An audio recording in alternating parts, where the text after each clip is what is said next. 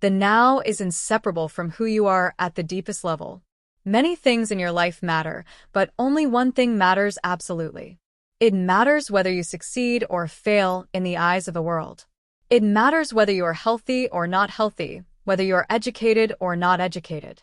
It matters whether you are rich or poor. It certainly makes a difference in your life. Yes, all these things matter, relatively speaking. But they don't matter absolutely.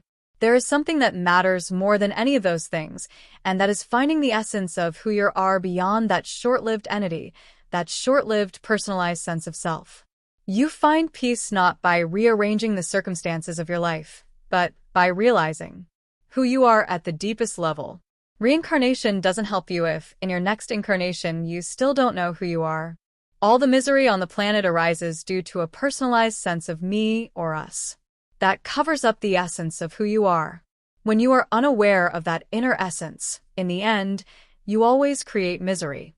It's as simple as that. When you don't know who you are, you create a mind-made self as a substitute for your beautiful, divine being and cling to that fearful and needy self. Protecting and enhancing that false sense of self then becomes your primary motivating force. Many expressions that are in common usage, and sometimes the structure of language itself, reveal the fact that people don't know who they are. You say, "He lost his life." Or, "My life," as if life were something that you can possess or lose.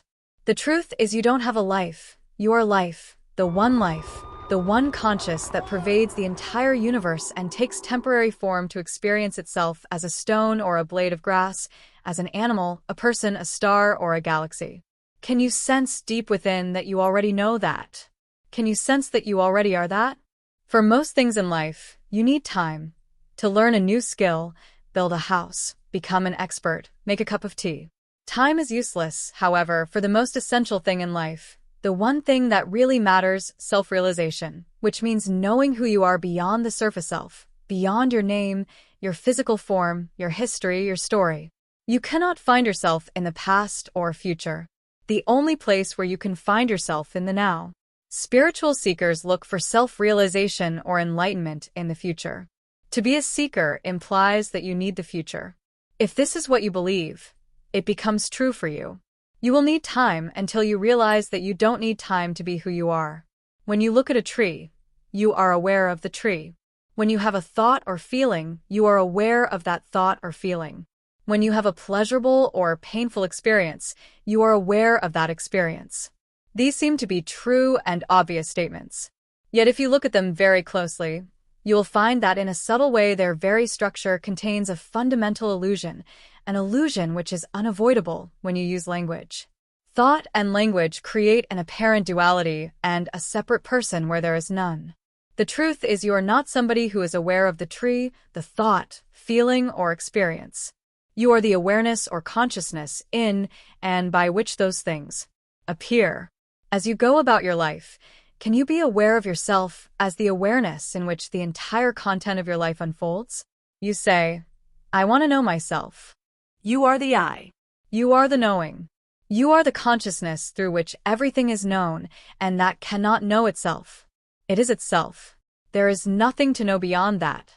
And yet all knowing arises out of it.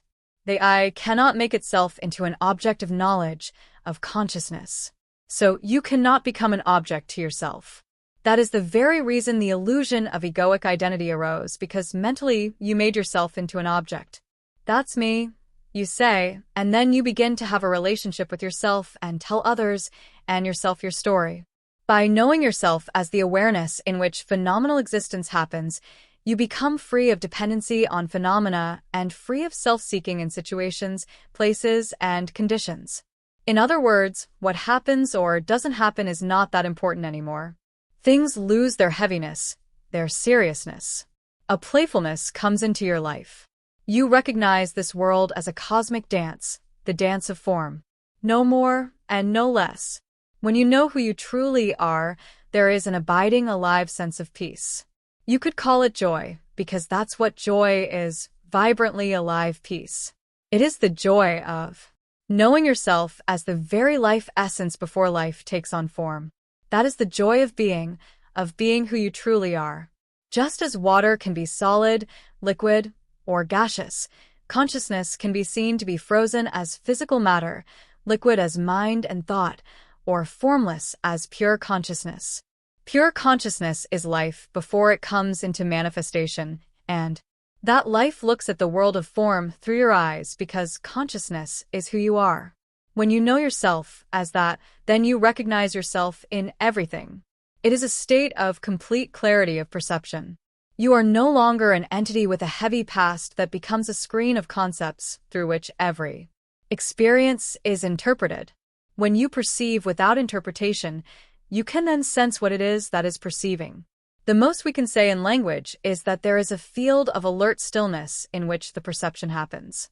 Through you, formless consciousness has become aware of itself. Most people's lives are run by desire and fear. Desire is the need to add something to yourself in order to be yourself more fully. All fear is the fear of losing something and thereby become diminished and be less. These two movements obscure the fact that being cannot be given or taken away. Being in its fullness is already within you now.